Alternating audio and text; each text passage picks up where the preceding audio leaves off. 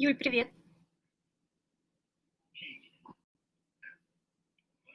Что-то я тебя не слышу. Сейчас.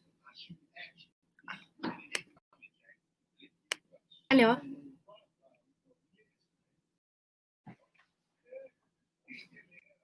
Привет. Лейла, посмотри на меня. Слышишь меня? Слышу. Все, ура! Ура, ура. Так, Всех слышно, видно? ждем Пола, Слушай, все так ждут на самом деле. Даже я жду. да? Да-да-да, ну потому что нас, правда, слышат, поэтому давай не будем забегать сильно Ага. вперед. Потому что все же сейчас думают, как вернуть клиентов. Мгм, А ведь по удержанию такой, да, у нас получается специалист. мгм. Скажи, тебе как было бы комфортнее? Потому что мы обычно болтаемся в экране вдвоем, Ага. бессмысленно.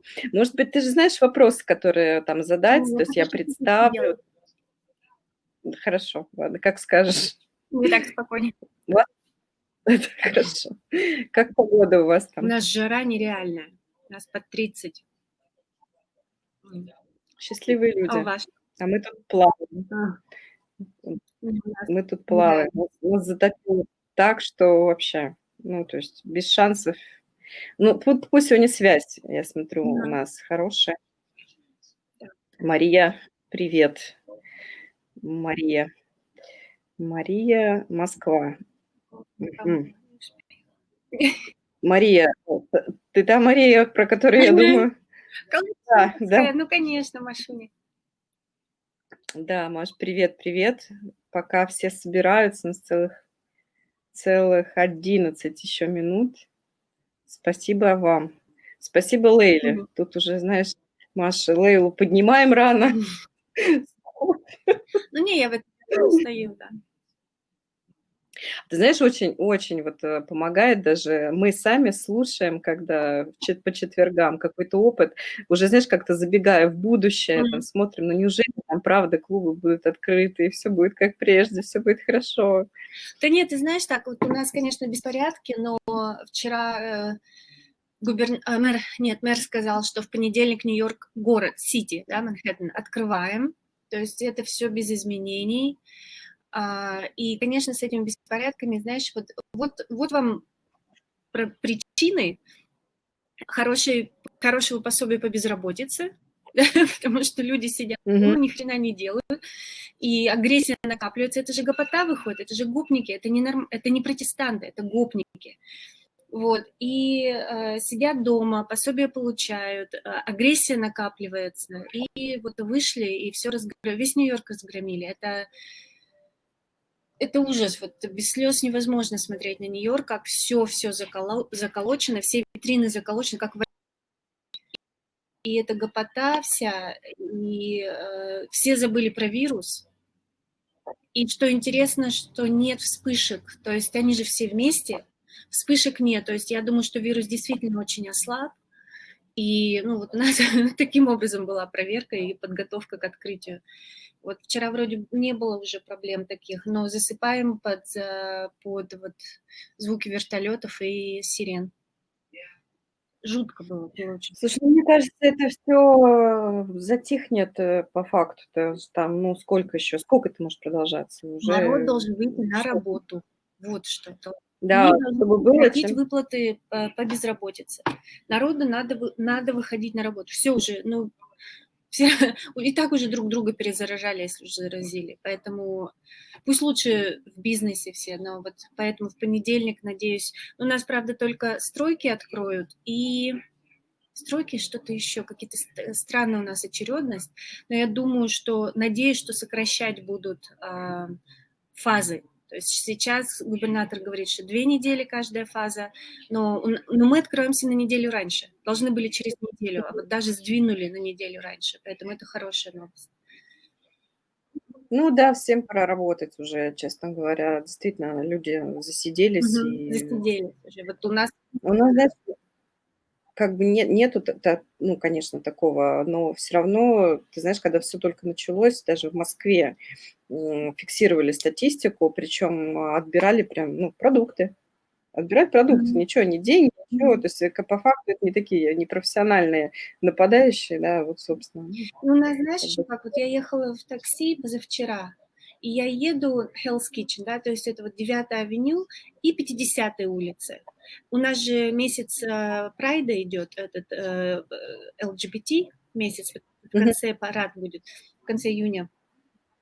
И у нас весь месяц это такое. И вот Hell's Kitchen — это гей-зона в Нью-Йорке, и бары какие-то открылись, и вот все ребята там стоят, белые, черные, желтые, любых цветов, стоят, пьют пиво или вино, общаются, ну, если разговаривают в масках, там, мирно, вот это вот любовь, вот это вот принятие всего, да. И я знаю, что параллельно на 7-й авеню сейчас громят Нью-Йорк. Вот в то же самое время. И для меня вот это Нью-Йорк, конечно, но вот это уже не про расизм. Вот то, что сейчас в Нью-Йорке происходит, это не про там equality, это уже не про расизм, это вот гопота. Вот я никак их больше не называю, это гопники. Мгм. Печально. Ну, немножко осталось у нас подождать. Так, вот где там Пол? Ты его видишь? Нет, я ему сейчас на фейс. Вижу. Видишь? Так, смотри, я сейчас включаю, Ага, приглашаю его, собственно, он выйти. должен увидеть. Да, он должен у нас увидеть. Смотри, ему сейчас там должно высветиться, что я его зову. Он увидит. О, Пэл пропал. И У меня так же было. сейчас еще Возможно, раз. еще раз ему надо отправить, да. Да-да-да, отправила.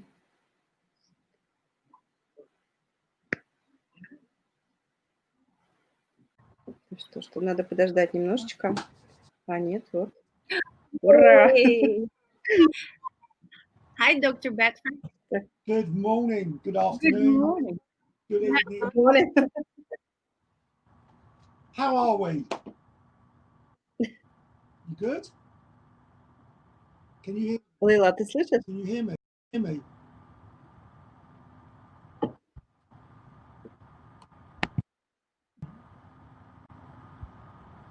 Oh. One second.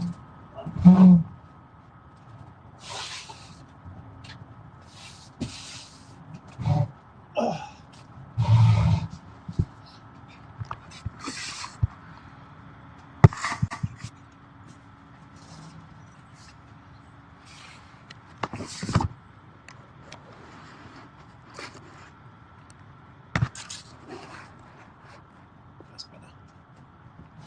Oh, you look good. Sorry? You look good. Thank you.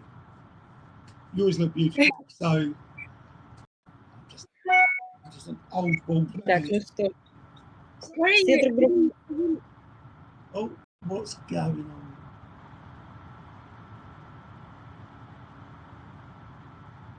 Why am I losing myself? Юль, Is that me? Is that...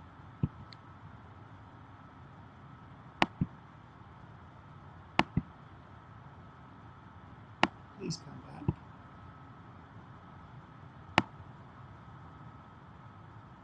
меня кто-то видит?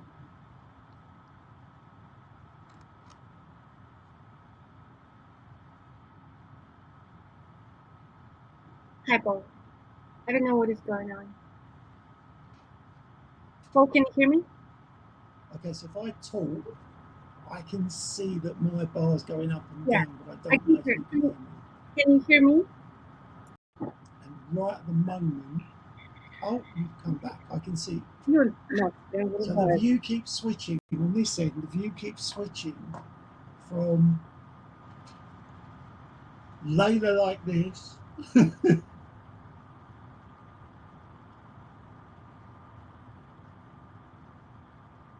Do we have a challenge?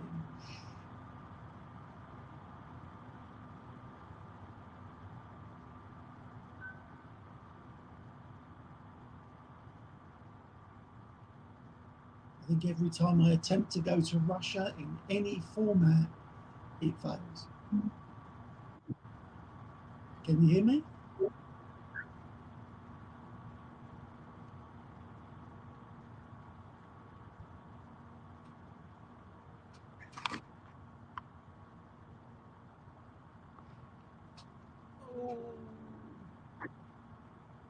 please let this work. I want to do your presentation.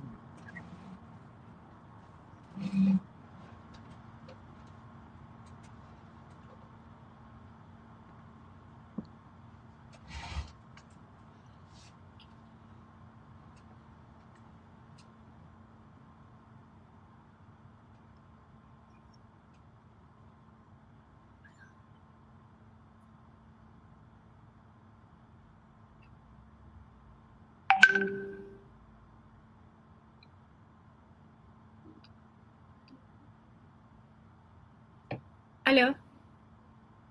Алло. Hello. Алло, Юль. Нет. Я вижу только себя. Я Пола вижу, как он только подключается на секунду и отключается заново.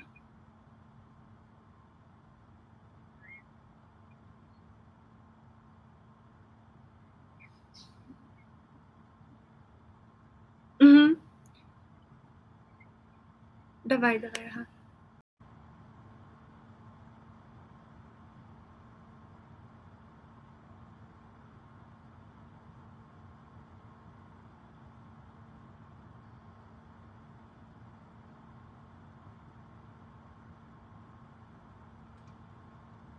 I don't know if you need me to talk.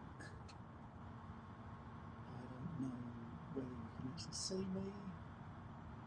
I'm going to behave as if you can see me. I'm going to keep talking just so you've got a voice. I see you. Oh. I like that. Wait for a sec.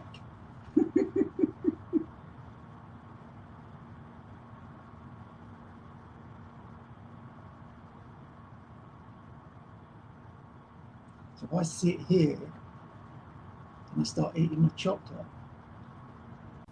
Так, нас I'm just включают pleased по because we're about очереди. to start, and I might even take that out of my mouth.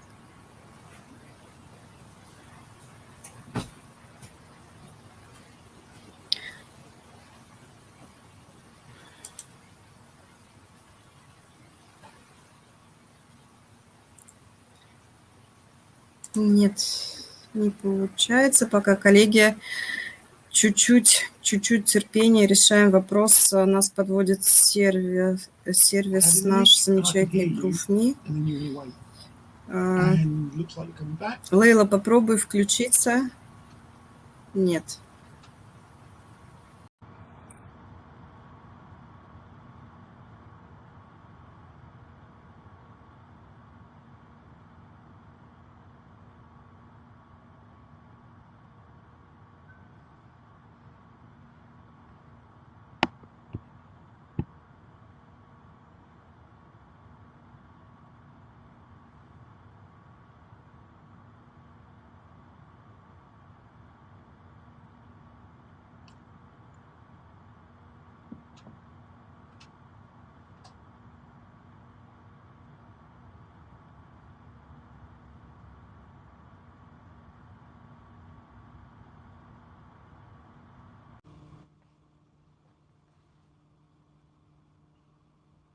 Себя вижу. I can wait. Давайте. Hi, Paul. So, I have no idea what is going on. I know that Julie is watching, and it's already 9:03. We have people here already. I guess I start without Julia, but so we're going to work this way. I'm going to ask the question and you can answer. Please don't forget to stop because we need to translate. And I actually have David next to me because he said, I have to listen to Paul Bedfrod. So that's him. It's good to hear you, sir. Good to see you. So he's gonna listen and say, make a note, what Paul said.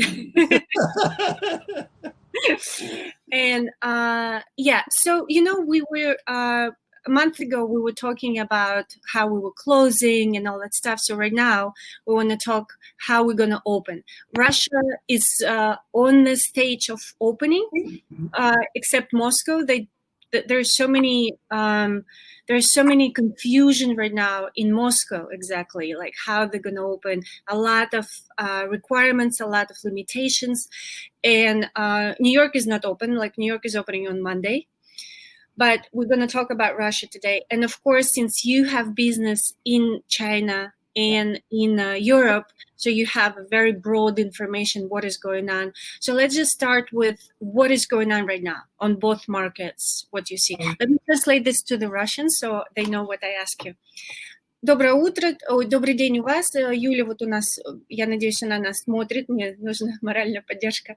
И, значит, я спросила Пола, что месяц назад мы все говорили о том, как мы закрывались, что мы делали, и сейчас время пришло о том говорить, как мы будем открываться. Да? И я ему сказала, что Россия начала уже открываться, Москва еще нет, что очень много есть ограничений, лимита, и нет четкой информации, да, по открытию, вот насколько я знаю. Поэтому я сказала Полу, что так как он ведет рынка два больших, это Европа и Азия, что происходит сейчас на рынках, на этих, как они открывались и так далее. То есть начнем сейчас.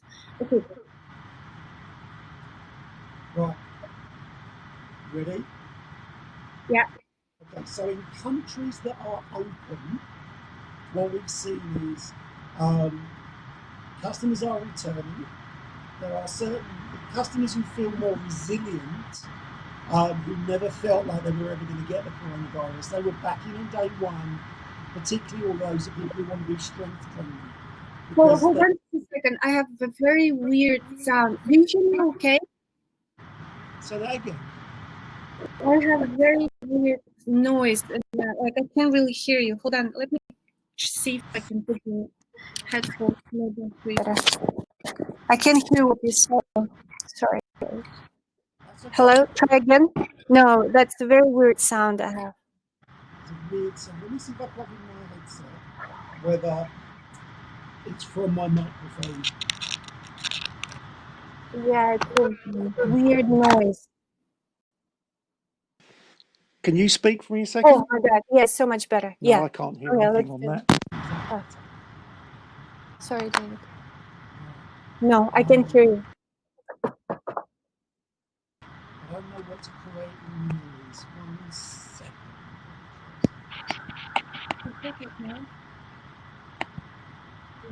I have no idea what it is. It might be the fan on my computer, because my computer is working very hard at the moment. It might sounds be the like fan a on my fan. computer. Yeah. Is that better? Mm-mm. I now can't hear you. Юль, ты слышишь это? Лейла, попробуй, чтобы он один... Да, очень плохо слышу. Чтобы один наушник Пол вставил. Он вставил один, и было хорошо. Вставил второй, было плохо. Paul, try to put just one headphone, because you tried it with one and it was much better. I can't hear Try you. to put the head.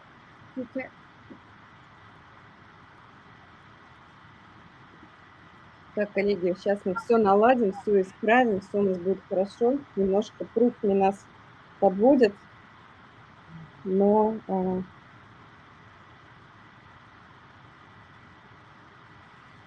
сейчас все решим. Пока, да, только один наушник, и с одним наушником было прекрасно. Just one. I can't hear you. Он нас не слышит. Он нас не слышит. Если он нас не слышит, то ему надо попробовать перезагрузиться. Видимо, он вставил наушник Лейла, и поэтому не слышит.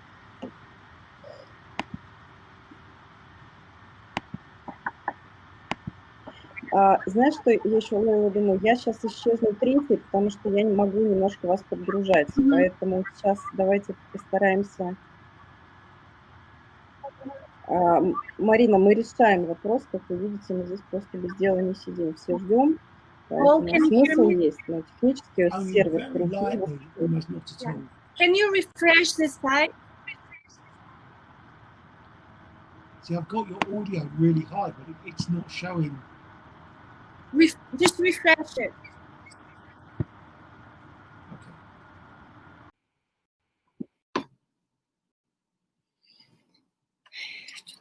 This is the first time we have this issue. Yeah, and so many people were waiting for Paul.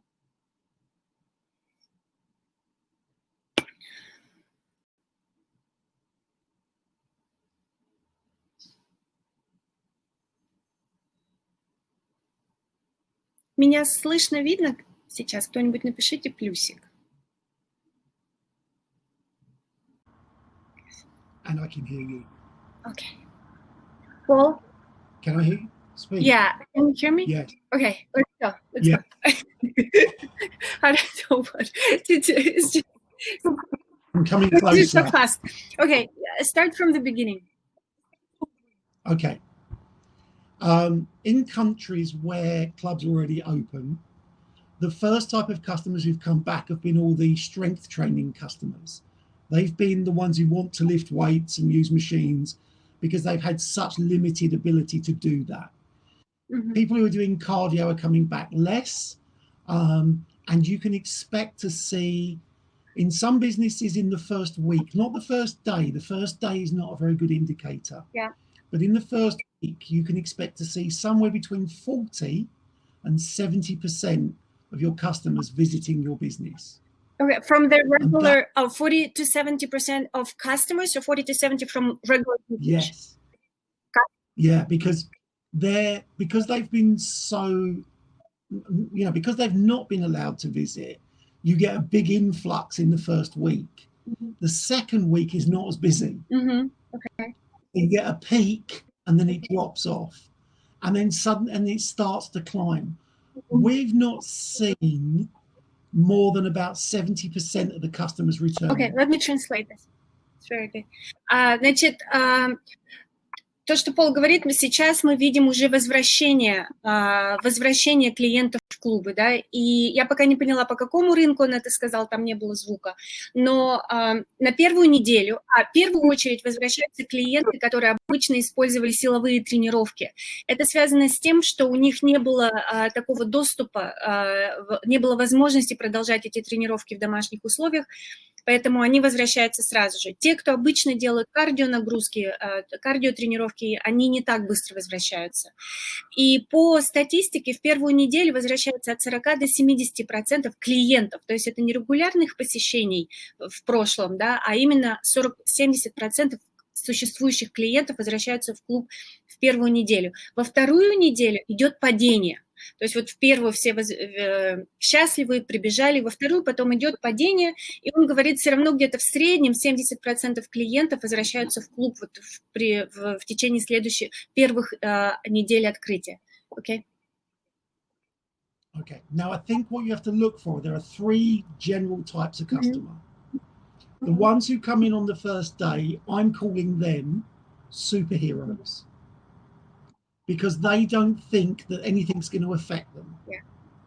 But they're also the ones that won't abide by your rules. So they won't abide by social distancing, they think everything's fine, and they're going to go back to pre-lockdown behavior. So that's group one. Do you want to do that first? И если мы говорим о клиентах, которые возвращаются, Пол выделяет три группы. Первая группа людей – это люди, которых он называет супергерои. Они возвращаются с первого дня открытия клуба, и это люди, которые будут вести себя точно так же, как они вели себя до закрытия. Это люди, которые будут уважать ваши правила, дистанцию и так далее. Okay? The second group I refer to as the cautious and careful. They will come back and they will abide by the rules, but they're going to be watching you to make sure you're enforcing any social distancing rules or any policies that you've described. And if you don't, they won't come back because their trust is around, you said you're going to do this, I need to see you do it, and if you don't do it, I'm gone. Вторая группа – это люди, которые очень сознательно будут возвращаться, которые будут следить за тем, чтобы… Они очень осторожные. Они будут смотреть, чтобы вы соблюдали все правила, которые предписаны вам для открытия, даже дистанции и так далее. Если вы не будете соблюдать эти правила, они уйдут от вас. Это вторая группа людей. Okay? The third group, I think, are the ones who are going to take the longest to come back. They're going to be the scared. They're going to be the people who think they're likely to catch COVID or know lots of people that have. So they may not come back in the first few weeks. This may be the group of people that takes a month, 2 months to come back in. They will want to stay members, but they're not going to come in just yet. but they're also going to be very, very vigilant when they come in.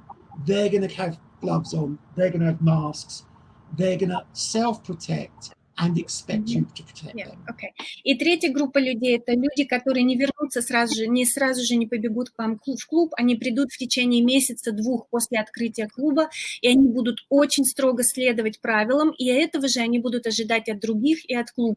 То есть это та категория людей, которые будут одевать перчатки, все на себя безопасное одевать, чтобы не заразиться и так далее. И самое главное, что они будут ожидать такого же поведения от других клиентов. Okay. Now, what we're seeing in group exercise is a reduction in the total number of people that can come into classes because of the different laws.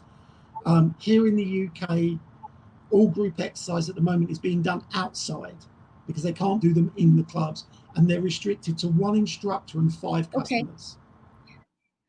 Если говорить о классах, значит, конечно, идет падение использования классов, так как есть ограничения в использовании тренировок во время групповых классов, и расчет идет 1 инструктор на 5 клиентов. Вот такой идет расчет в Великобритании. Сейчас пока все классы идут на улице, outdoor. Okay? Yeah. So most in the UK and in many countries, there's no swimming pools yet. There's no bar. In fact, in some clubs there are no locker rooms, so you can go and train, but you have to go home to shower and change. So I know you had a question about what are they doing for secondary income. They're just worrying at the moment about delivering their core business and not worrying about the other elements of the business. Значит, опять же, говоря про Великобританию, бассейны не открыты еще, раздевалки тоже не открыты во многих клубах. И сейчас Пол говорит, что основная задача операторов клубов – это в том, чтобы клиенты вернулись. Пока разговора нет о том, чтобы начать зарабатывать деньги на чем-то еще, пока нужно, чтобы клиенты вернулись в клуб. In the Chinese clients that I've got, that I have managed to be in contact with, what they're saying is since they've reopened, it's been a gradual phasing back to normality.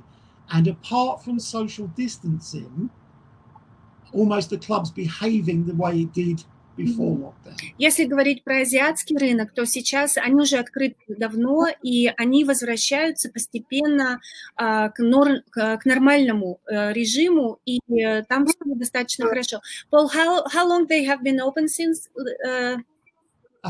6 weeks. Китайские клубы открыты уже в течение 6 недель. Okay. The biggest challenge, not just the Chinese, they pay like the Russians, they pay up front. The biggest challenge for a lot of the European operators has been how much to charge. Because if you have a full service club, but you're not providing full service, do you start charging the full amount or do you charge a partial amount? Some have chosen to charge the full amount and will give recompense later on. Others have said we'll partially charge you because you can only access part of the service. В Китае, кстати, ситуация такая же, что в основном, как в России, что в основном все членства предоплачиваются на год вперед. В Европе, какой сейчас в Великобритании идет проблема и такое испытание, да, для бизнеса в том, что так как ежемесячная оплата, и люди начинают использовать клуб, и так как клуб не открыт на 100%, брать ли с людей полную стоимость, либо ограниченную, какую-то сокращенную стоимость за членство за месяц. Клубы, которые решили брать обычную стоимость, они потом будут возвращать эту полную стоимость тем, что будут добавлять месяцы в подарок, предположим, там, какая-то компенсация будет клиентам дана. Okay. Okay. What was your next question? So I sort of know the questions. About Chinese market, it's totally the same like in Russia, because Russia works with paid in full mainly. So, and that's a problem, because when you have monthly charges, you bill monthly, as soon as members start coming in, you start charging, right? You start making some money. With paid in full, it's a problem because you're making people come back, but they don't pay for bar, they don't pay for personal training, they don't spend money yet. So how they survive? How they make money? Okay, so I think China is slightly different from, although they pay the same way. I think in the Chinese market, the Chinese are a lot less demanding of their clubs in terms of, if the club says we've only got this open, they just go, oh. Whereas I think the Russian market will be much more like a lot of the Western markets, where actually, if I've paid for this, I expect this. I don't think the Chinese market, I think they're grateful if it's open, as opposed to they're not demanding, but it's like, if you're providing me this service, I expect to pay this. There's just a different mindset. And I'm sorry, I can't explain that. Yeah, at the moment. But how clubs survive? What are they taking? How they make money on the first few months? Well, they're still selling. They're selling memberships, and so they're starting to recruit new customers in.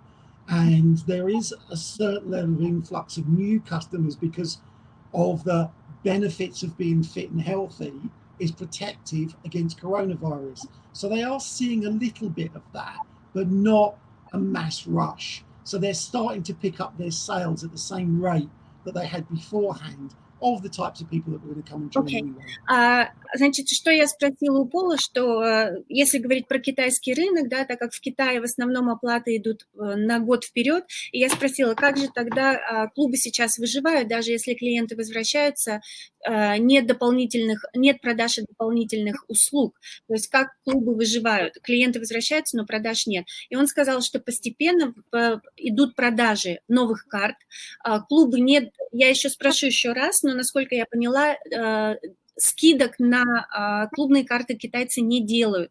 И он говорит, что идет рост продаж членских карт, потому что идет понимание того, что чтобы бороться с вирусом, нужно быть здоровым. И поэтому вот это уже немножко идет в сознании китайцев. Paul, so with the selling new memberships, as far as I understand, just correct me if I'm wrong, the Chinese operators, they don't give discounts for the membership, since the club is not fully operating, no? Да, я поняла правильно, то есть они скидки не делают. Do you see increase in new membership in the UK? Well, we haven't opened yet, so our position at the moment is the government have allowed people to associate in groups of a maximum of 6. So some health clubs that have got outside spaces, like tennis courts, have said, well, we'll open that space to do some exercise, but the gyms, they're not open, and we're not expected to see anything till at least the beginning of July. Yeah, that's because first it was August, right, for UK. Yeah, and I think the way in which the government described it is they said they will look at opening up hospitality in July, and that may come forward a little bit.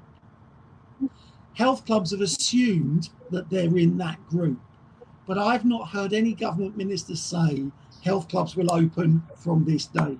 So there's still a lot of speculation around opening, as rather than you will open on Monday. And I think Italy opened up this week. Some of the Nordic countries open this week as well. Великобритания еще не открыта. Великобритания открывается, они надеются, в июле. Сначала информация была август, сейчас июль, то есть нет точной информации, и даже нет четкой формулировки в Великобритании, что фитнес-клубы открываются в такую-то фазу. Есть понимание того, что hospitality, да, то есть это отели, вот такого вида сервис. И они подозревают, что фитнес-клубы подпадают под эту же группу. Так. So let me explain. Sorry, Leila. I have a client who has clubs in Germany, Italy, and Belgium. They're a premium club, and when they shut, they didn't give their customers a choice to cancel. They just said, here are the 3 ways you're going to continue to pay. You'll either pay, and we will add months on equal to the gap that you've got, just onto your membership. You will either pay, and we will give you goods and services equal to the amount. So if you paid £100, €100, we'll give you €100 of service when you come back. There was a third one. They said, if you cancel, when they didn't even give them a choice to cancel. They just said, here's what we're going to do for you to retain your membership at the club. 95% of their members have continued to pay despite the fact they can't access the club. Wow. У Пола есть клиент, который имеет клубы It's Germany, Italy and what? Belgium. В Германии, в Италии, в Бельгии, которые, когда клубы закрылись, они сразу написали клиентам три варианта, 3 опции, которые у них есть по тому, как продолжать оплаты. То есть они даже не задели вопрос о том, что есть вопрос что есть возможность отменить членство. И они сказали, вот 3 варианта, как вы можете продолжать платить. Первый вариант, вы платите, и мы вам потом добавляем эти месяцы в подарок, когда клуб открывается. Второй вариант, вы платите, и на эту сумму, которую вы оплачены за тот период, когда клуб был закрыт, мы дадим вам эквивалентно какие-то услуги в клубе. И третий вариант Пол даже не помнит, но там тоже третий вариант тоже вы можете оплатить и так далее. И он говорит, 95% клиентов продолжали платить. То есть вот о том, как строить коммуникацию с клиентами, вот, какие варианты им давать. Okay. Right. What's your next question? Юль, какой у нас вопрос? Okay, I'm reading what questions. Do you want me to bring them up as well? I'd minimize the screen, so cancellations. Okay, let's answer a question about cancellations. Okay, по поводу отмен. Сейчас мы, Юле, ответим, потому что я Полу писала вопросы по отменам. Okay. So, in the lead up to the lockdown, we saw in some clubs as much as 40% of their customers cancelling their membership before they closed. Oh, okay. And it was accelerating every day, getting closer and closer to lockdown. So small, then a bigger, then a bigger, then a bigger. Some of the operators didn't give customers a chance to cancel. They just froze their memberships, and they'll deal with it after the event rather than beforehand. Some were really, really customer-centric, and when customers said, we want to freeze, they just let them freeze, and others made them jump through lots of hoops. I'm thinking the ones that made them do lots of work, those customers aren't going to come back because they've had to make an extra effort to cancel. If they do come back to exercise, I don't think they'll come back to the same club. So your strategy in terms of keeping your customers actually started when you shut and leading up to And you're talking about UK market or Chinese? That was UK В Великобритании пошло 40% отмен членства еще до того, как клубы были закрыты. И эта цифра росла, потому что была паника, было неопределение, не было определенности, потому что будет происходить. Те клубы, которые для клиентов создали процесс отмены достаточно сложным, нужно было написать, позвонить или что-то еще, то эти люди, скорее всего, в клуб даже не вернутся и действительно отменят членство. Большинство клубов предложили поставить членство на заморозку.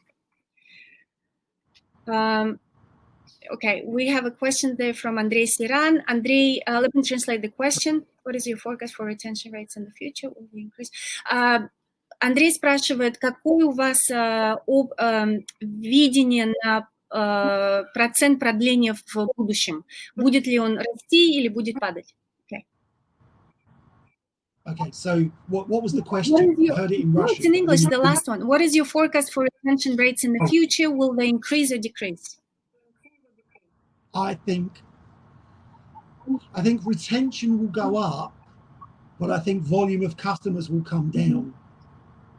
Because I think you'll actually get I think for the next 12 months, we'll get those who are committed to exercise back in our clubs. Those that were members but not committed won't continue to pay and won't continue to visit. So I actually think we'll have a slightly smaller market to start with, but with people using the clubs more frequently. And then I think probably 18 months to 2 years from now, we'll be back to where we were now. Я начну переводить с конца. То есть Пол говорит, что в течение 2 лет мы вернемся к тому, что было до закрытия клубов. И он считает, что уровень продления... you think that retention will drop, but no, retention will increase, but the volume Retention will will increase, but the market will Он shrink. считает, что рынок сократится, но процент продления возрастет. И те люди, которые действительно вот committed, да, то есть они преданы своим тренировкам и так далее, они будут продолжать ходить. Те люди, которые тренировались не очень часто, и вот мы делаем вывод, что они не так преданы тренировкам, они, скорее всего, не вернутся в клуб и не будут продлевать членство. Okay. And what do you think on the penetration rate? That will it change somehow in the world? Because now we see that we have slightly here and there information. Okay, you have to be healthy, do not catch the virus. So do you think it will go to people's minds somehow? I think, to be honest, I don't know. I know that people, if you survey the population, the general population, half the population say they feel that they would benefit from exercising on a regular basis, yet they still don't do anything. You'll have a proportion of those people now that will be more keen to do that. I think the online training will actually finally start, it'll grow, but that will filter people into clubs. Because I think people will get confident doing things online and then they'll want to go and try it in a club. We've seen the same experience with online gambling.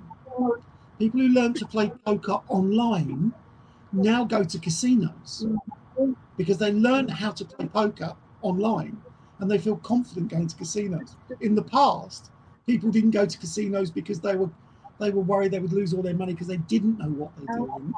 Now they're going to casinos because they believe they do know what they're doing. And I think we'll see the same with online training.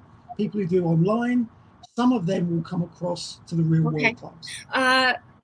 Значит, Пол говорит об очень интересную аналогию проводит между онлайн-тренировками и как гэмблинг по-русски? Гэмблинг. Как же гэмблинг по-русски? Ну, игры в казино. Казино, игромания. I forgot the word in Russian. Он говорит, что онлайн-бизнес, он не является врагом для нас и конкурентом, для клубов, потому что те люди, которые тренируются онлайн, они пойдут еще и в клубы. То есть онлайн не будет у нас выбирать бизнес. Что вот с казино, какая аналогия, да? Люди, которые играют онлайн в покер, они потом идут в казино, потому что те люди, скажем, новички, они сразу в казино не пойдут играть в покер, потому что они побоятся потерять все деньги. Но как только онлайн они начали играть, у них вырабатываются определенные навыки, да, они становятся более сильными в этом, они уже идут в казино и играют там и не боятся потерять денег. Вот такую интересную аналогию Пол провел, как онлайн и фитнес в физическом клубе. It's interesting analogy. Well, it's just from discussions and listening to other industries about how their industries have been affected by online, and people saying, actually, there's a lot of people playing gambling online now, but actually they've seen an increase in the number of people visiting casinos. Yeah. То есть он говорит, что статистически видно, читал, видимо, статистику какую-то, что люди, которые не тренируются, которые играют онлайн, они потом приходят в казино. И вот такая же аналогию можно провести с фитнес-клубом. Paul, do you think that online business, let's say we have a clubs that have never had anything, they never offer anything online. Do you think it's going to be additional revenue stream for clubs? Should we, like a fitness operator, would you recommend me to start doing something online? I think I think now is a good time to trial it to see if people will use it. So I have one client that has 3,000 customers. They bought access for all 3,000 to do online training. In the first week, only 300 of 3,000 accessed online training. And that number's been going down every week, not increasing. Yeah, okay. For them, it's not of value, but for other operators, they've been able to maintain really, really good high levels of participation because they're online. So I don't think it's right for everybody. Я спросила Пола, как ты считаешь по поводу онлайн? Вот, например, есть клубы, которые никогда не делали онлайн-тренировки раньше. Будет ли это новым видом зарабатывания денег? Посоветовал ли бы Пол клубам раскручивать онлайн-бизнес параллельно со своим фитнес-клубом? Он сказал, что не для каждого клуба это хороший вариант, нехороший источник зарабатывания, потому что у него есть клиент, у которого есть 3000 клиентов, да, 3000 членов клуба.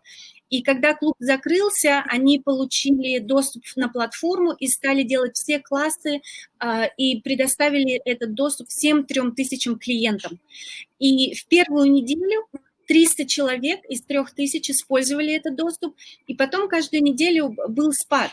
То есть, но есть, конечно, клубы, у которых онлайн-бизнес идет очень хорошо во время закрытия, поэтому Пол не думает, что это какой-то бизнес, который для всех подходит одинаково хорошо. Окей, Пол. I'll give you an example. Well, I've got a friend at the moment who's about to launch a new health club chain in Saudi Arabia, and they're in lockdown.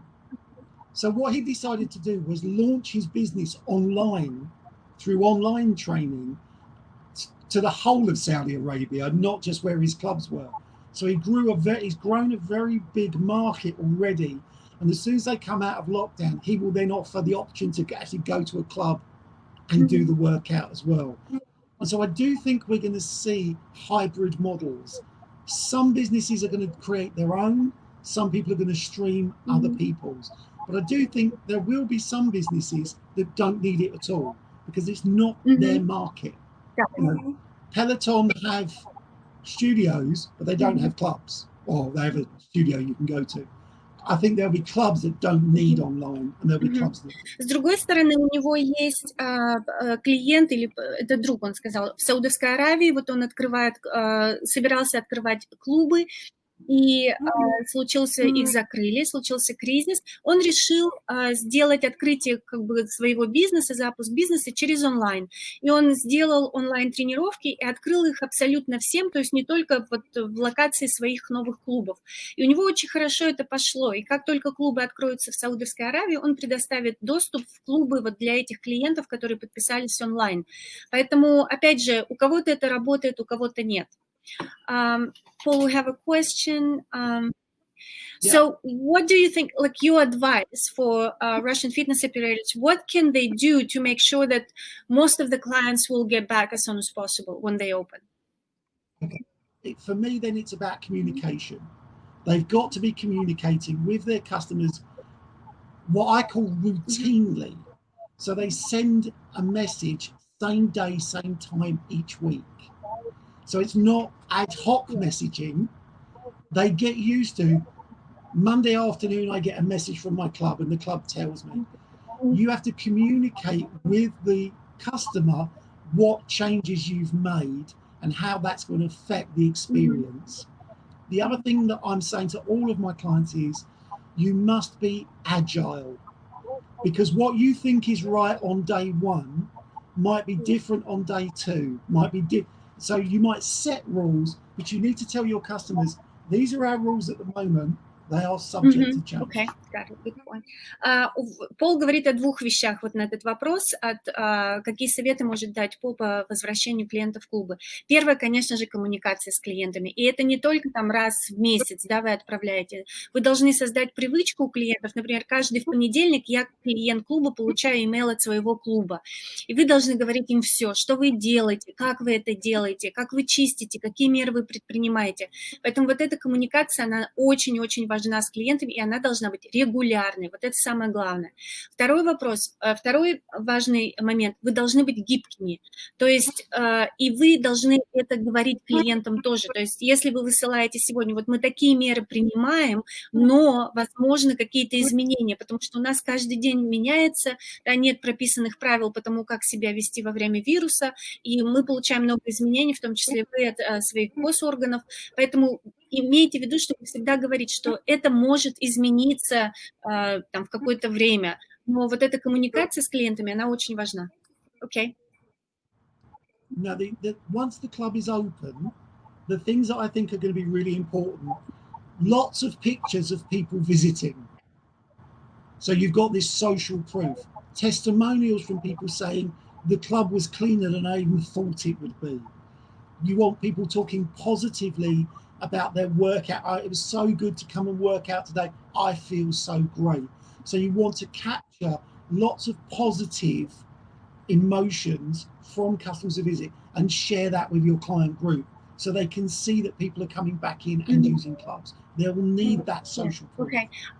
Что Пол еще говорит, что важно очень вот в первую неделю, да, как вы откроетесь, это вот зацепить, выцепить вот эти позитивные моменты клиентами посещения клубов. Делайте фотографии клиентов как можно больше, что там много клиентов пришли, что они тренируются. Спрашивайте клиентов, как вы себя чувствуете. Делитесь этим с другими клиентами, тех же имейлов. Поэтому вот эту вот первую позитивную волну, очень важно ее поймать и использовать правильно, чтобы вот эту волну предоставить другим клиентам, которые в клубы еще не вернулись. Okay. Because I think that's the way in which you're going to build the trust of the customers to come back. Show them that you're cleaning, get other people talking about them cleaning, that you really want to get this. There were two questions I always get my clients to ask their customers as they're leaving. How was your workout today? Because you want a positive piece of feedback. If it was negative, you can then take action on it. And the second question, when are you in next? Because you're wanting to prompt the next visit. So, how was your workout today? You in next. Don't just let them walk out. Пол сказал, что, например, вот его клиенты что делают сейчас, когда клубы открылись, те клубы, которые открылись, когда человек уходит из клуба, его обязательно нужно спросить два вопроса. Как была ваша тренировка? Да, получить вот этот позитивный фидбэк от клиента. Если он, конечно, негативный, то принимаются определенные меры, чтобы решить его негативный вопрос и так далее. Но задача собрать позитивный и как бы подтвердить это позитивное отношение клиента для него самого. И второй вопрос, который очень важен, когда вы вернетесь, когда мы снова вас увидим. Вот эти два вопроса обязательно нужно спрашивать, чтобы второй вопрос важен, чтобы человек сам для себя еще высказал, что да, он вернется, он придет. Okay. So let me see. Yeah, you want to say something? No, Okay. I was waiting for a question. Andrei is asking in English, it's so much easier for me. Lazy bugger.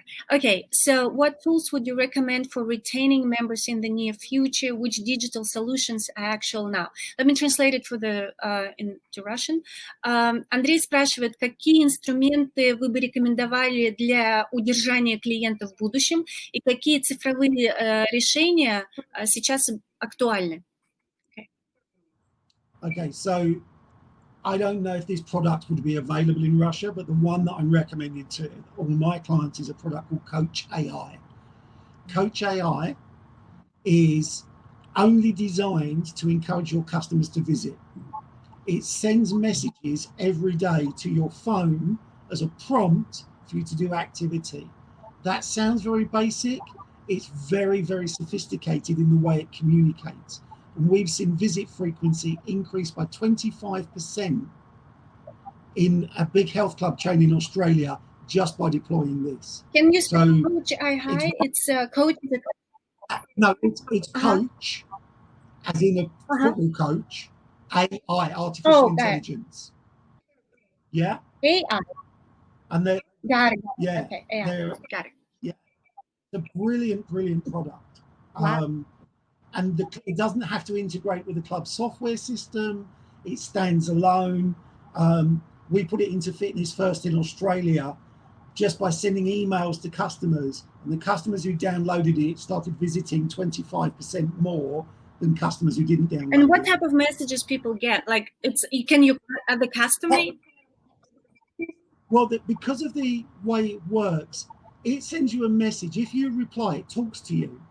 So think of it being like a messenger bot, but with artificial intelligence.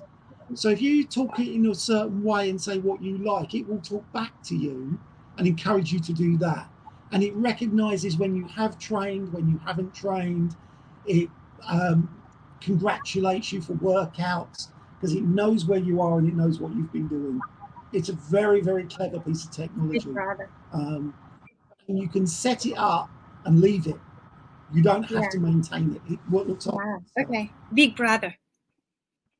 Yeah. Okay. Значит, он сказал, что вот одну платформу он привел, я сейчас предоставляю, сколько вопросов будет, называется Coach AI. Я сейчас напишу вот здесь. Coach AI. Вот так.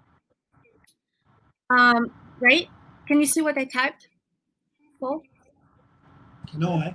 No, let me come out. Okay. Andrei has already found the site. Okay. Yeah. I bet he has.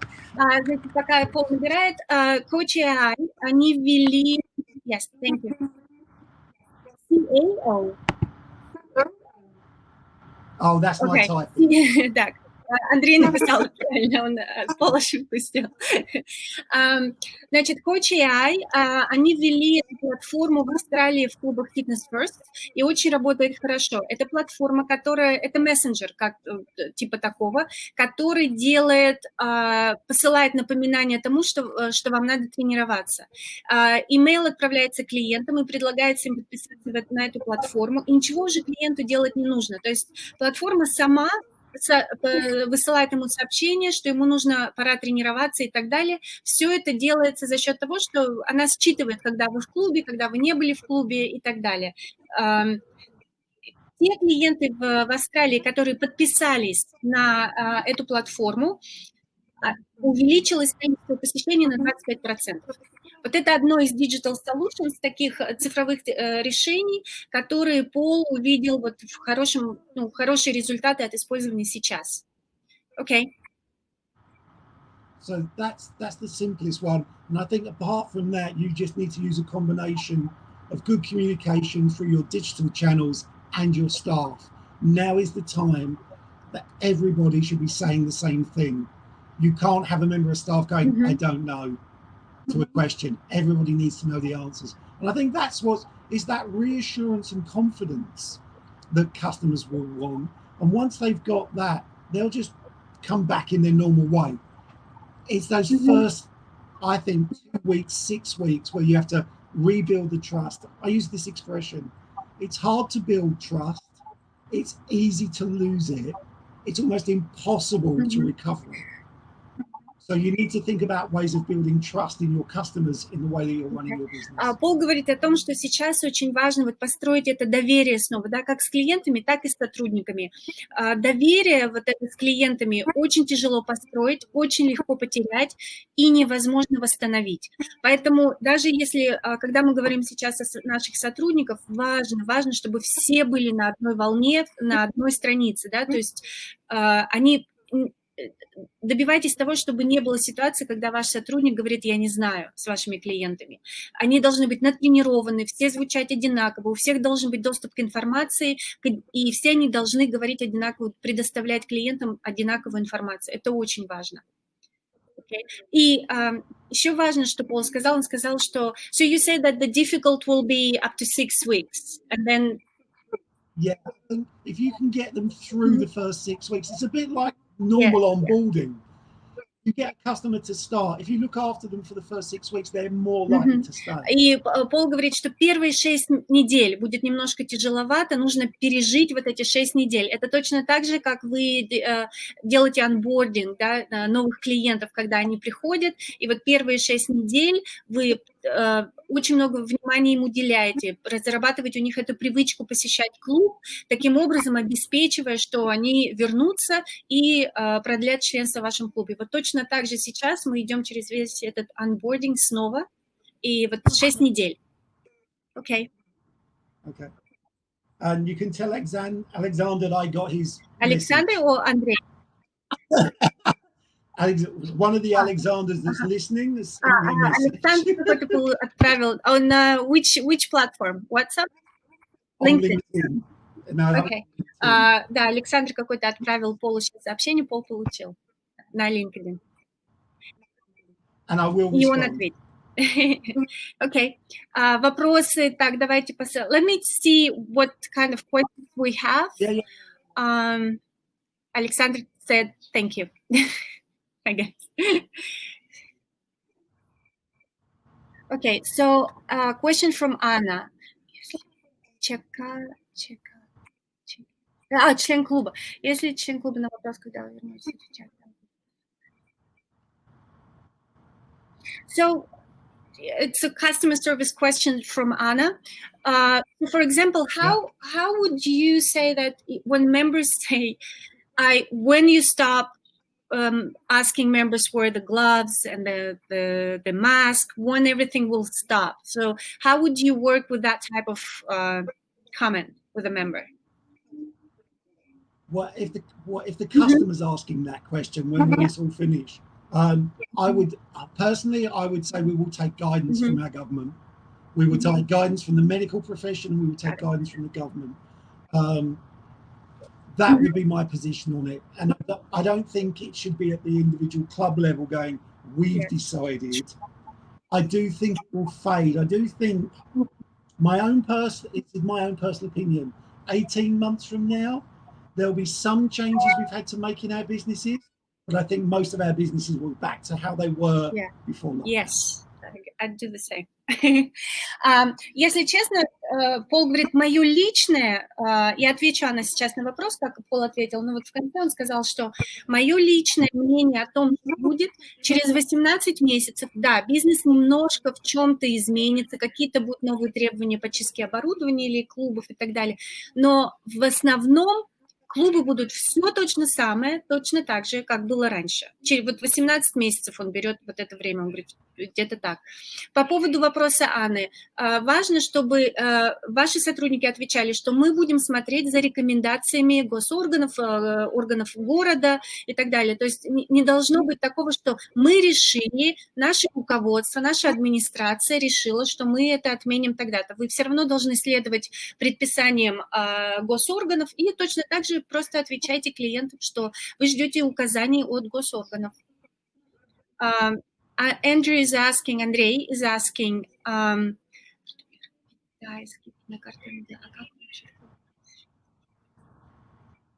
okay, so Andrei is asking, he probably didn't hear it, but let's just say it again. So in the, you have clients in the US, right, as well? Yeah. So Europe and US, how the clubs in Europe and US, how they decide to discount the membership or they keep the membership as it is, and most of them haven't discounted their memberships at all. They've gone back. If they've gone back to selling, they're selling at their previous rate.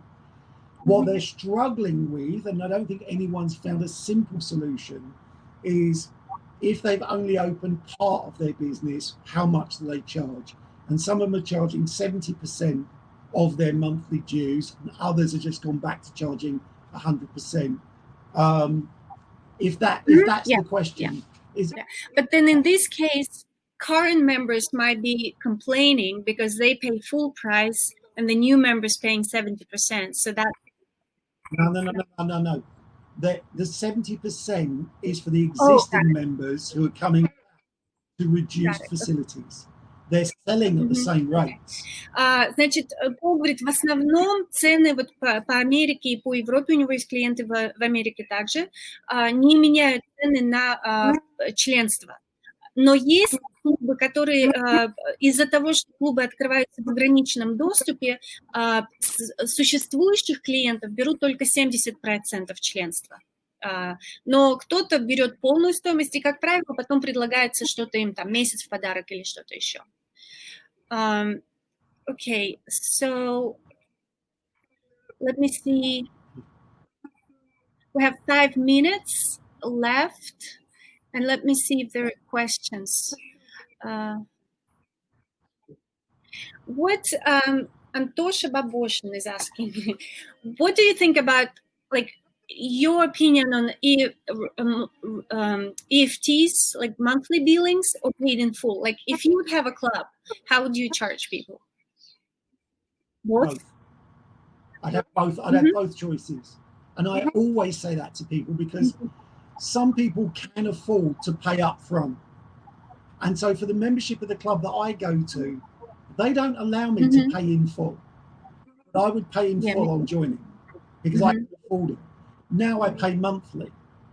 I would give them the option, but what I do is I do what I call keeping the numbers simple. And it goes like this. I'll do it in dollars. It's $100 a month or $1,200 a year. Or $1,000 a year. So straight away people go, well, that's $1,200 if I go month by month by month. I save $200 if I pay up front. I would always have fun. Я спросила Пол, вот перевела вопрос Антоши Бабошина, и если бы у тебя был свой клуб, какие бы виды платежей ты у себя завел? Он сказал оба. Месячные платежи и оплату на год. Почему? Потому что кому-то выгодно платить на год вперед, а кому-то выгодно, кого-то устраивает больше оплачивать ежемесячно. Например, Пол говорит, в клуб, в который я хожу, мне не разрешено оплачивать на год вперед, хотя мне было бы комфортнее оплатить вперед. И он сказал, но если бы я, значит, ввел такую систему, все было бы очень просто. То есть если просто в математике, да, то есть, например, если ежемесячная стоимость членства стоит $100 в месяц, то за год я бы брал $1000. То есть человек понимает, если я буду платить ежемесячно в течение года, по концу года я оплачу $1200, а если я оплачу сразу наперед, то я получаю как бы 2 месяца в подарок, да, то есть оплачиваю на $1000 и сразу за 12 месяцев вперед. Окей. Так, Юль, у нас какие-то вопросы еще есть? Let me see other questions. I see the awesome Paul, thanks. So Paul, what is your first speaking, like physical, conventional conference? Well, that depends well, supposedly I'm in Japan next week, but that's not going to happen. I think the next big conference I'm due to speak at is either in Portugal in September, or I could be doing club industry in St. Louis in October, but that all depends on quarantines, flights, insurance, all those things. But at the moment I'm doing almost a webinar every week for a different country or a different organization. So I'm around if anyone needs to talk to me. We're still, bizarrely, I'm as busy now as I ever am, but we've been running our projects like this through online calls. I did Gold's Gym SoCal.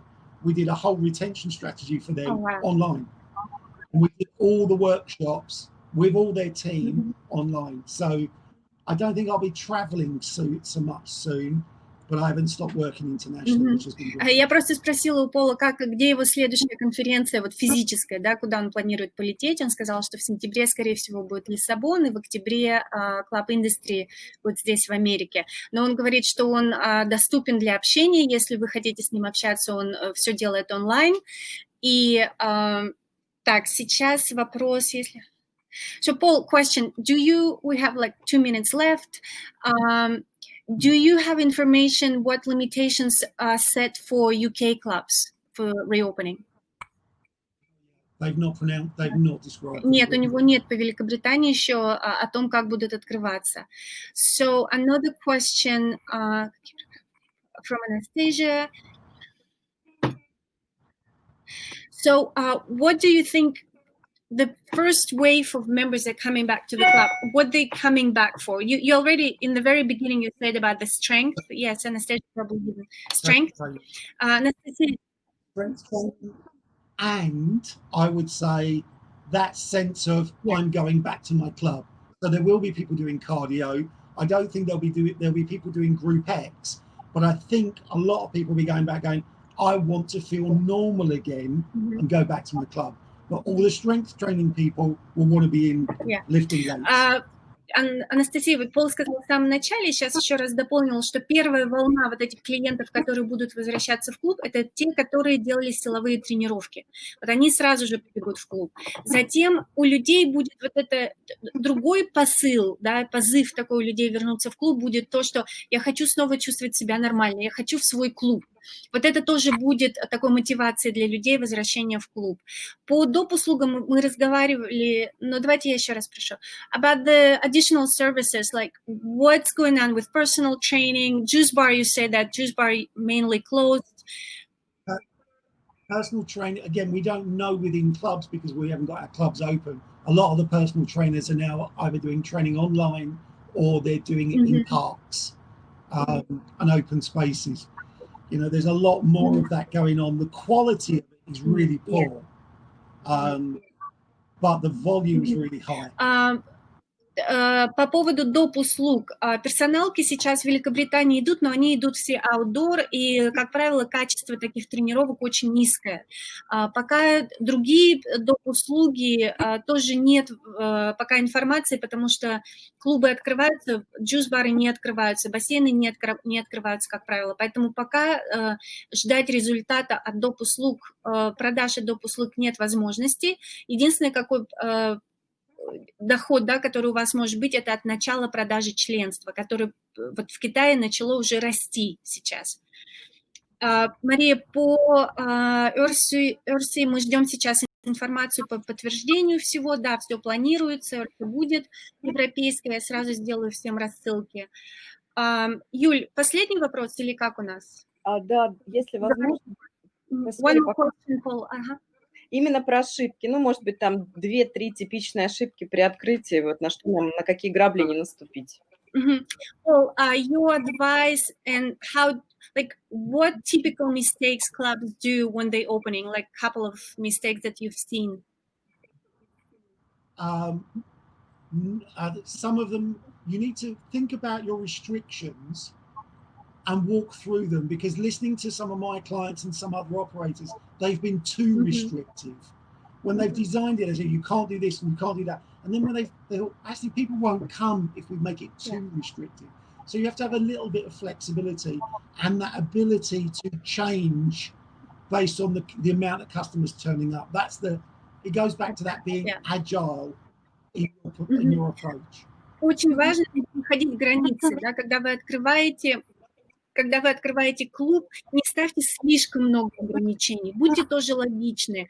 Да, там, например, смотрите, чтобы у вас сообщение и коммуникация с клиентами не сводилась к тому, что вам нельзя, вы не можете, туда нельзя, здесь нельзя стоять и так далее. То есть будьте более трезвые, да, в своих ограничениях и лимитированном доступе в клубе, и также наблюдайте за тем, что происходит в клубе, особенно в первые несколько недель, чтобы можно были эти ограничения немножко ослаблять, да, но в рамках там, в разрешенных рамках. Okay. Ну что, у нас время подходит к концу, и только меня пустил третьим, так сказать, наш замечательный пруфни, за что ему спасибо. Paul, thank you for your time. Paul, thank you so much. Thank you so much. Коллеги, спасибо всем. Лейла, тебе спасибо, низкий поклон за твой труд. Собственно, Мария спрашивает про Ирса в октябре в Берлине. Но, коллеги, мы можем только предполагать и, грубо говоря, держать пальцы вот так вот, чтобы все случилось. Работаем. Спасибо всем большое. Спасибо огромное. Собственно, что? До встречи завтра в 16. Лейла, спасибо большое. Thank you very much. Thank you very much. Have a good day. Take care. Okay, bye. Спасибо, ребят, большое всем. До свидания. Спасибо.